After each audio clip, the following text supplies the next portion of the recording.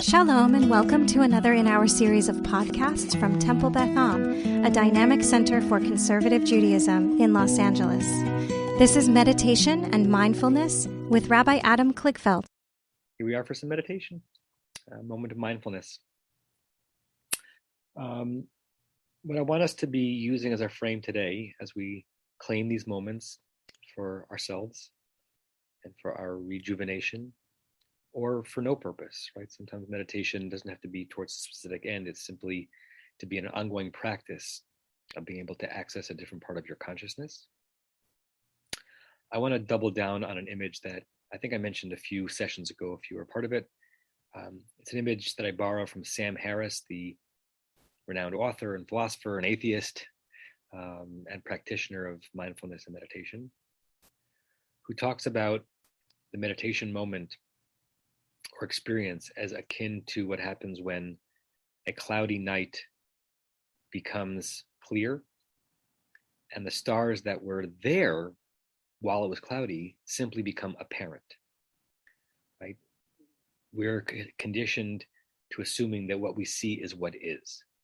You look up and you see clouds and you don't actually forget, but in the moment, the fact that there are stars behind it are irrelevant to you. You can't access them. And so they're not a part of your reality. What's part of reality that night is just the cloudy sky. But as soon as the clouds clear, you're reminded that there is a vastness, not a little bit, a vastness that dwarfs what you were experiencing before. Think about the distance of a cloud versus the distance of a star. And then you're up there in your mind in a planetarium, and you're creating, like the ancients, patterns out of the stars, creating constellations, and it's endless. And when you're there, you get lost there in a wonderful way. And something is different about pondering a starry night than there is about pondering or looking up into a cloudy night. Same with consciousness. Most of our day and most of our life is cloudy. Not necessarily a bad thing, just things that are present, close to us. This task, the thing that our mind has to work on this moment. And that occludes, with clouds, the vastness of our mind. The sparkling lights that are deep within or way beyond, depending on how you think of it. The fact that the present obligations are distracting us does not mean that the vastness isn't there. It just means that we're not sensing it. And so the first thing that happens in a meditative moment is to blow away the clouds, and you're up in the sky, in the starry sky. And what's there? I don't know what's there in your mind. I don't know what's there in my mind, because every time I go there, it's different. But I know it's something. So this meditation will be infused by that, and this will be a much more quiet meditation than usual, because the goal will simply be to set you up on a stargazing within your own mind. So, if you have not already, please close your eyes.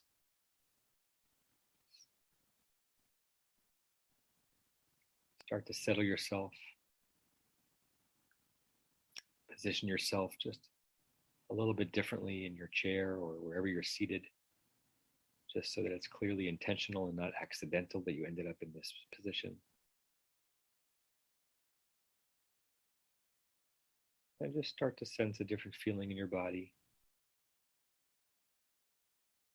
It could be any number of different feelings, and it could change from a tingle to a restfulness,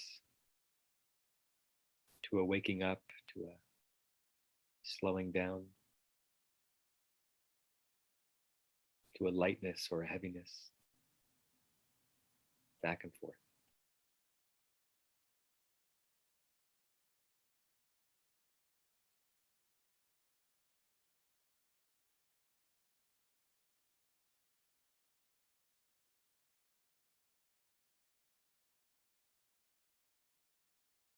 I want you to picture your consciousness, your mind, as a cloudy night. And you look up and you see the closest clouds. The things pressing upon you in this moment. your obligations and duties and responsibilities and to-do lists. It's what you see, it's what you feel, it's what you experience, it's what is real. And then a great, silent but mighty wind comes in from the side and blows away the white-gray cloud.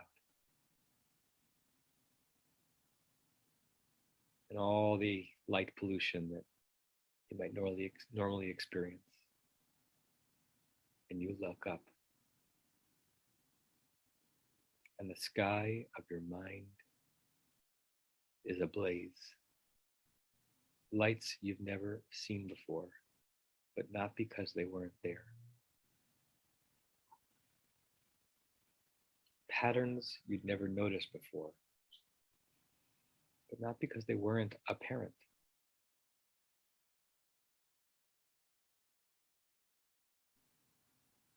And as you stand there gazing into the endless, vast, exquisite expanse of your mind,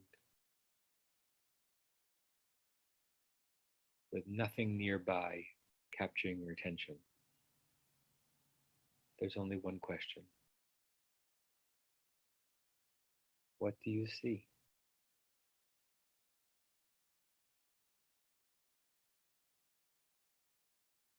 What do you see?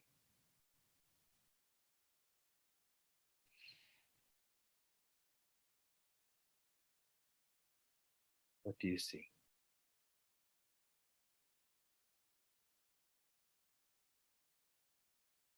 As you breathe in through your nose and out through your mouth and hold this position, just keep staring into the starry night of your mind with the same question. What do you see?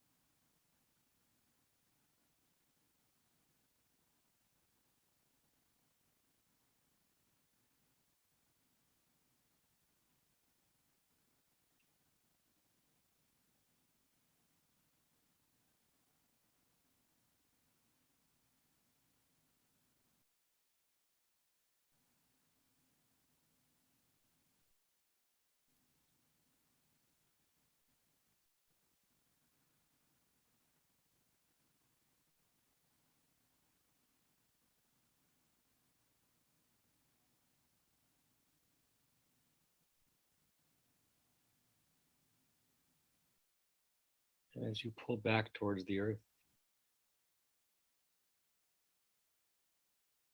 Remind yourself that number one,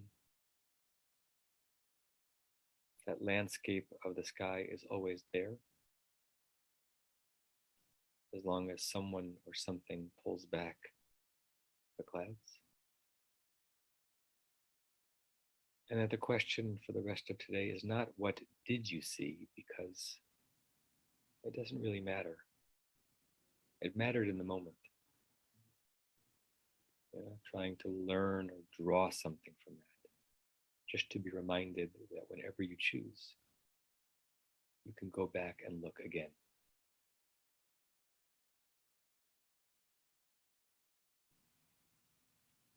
When you're ready, you can open your eyes.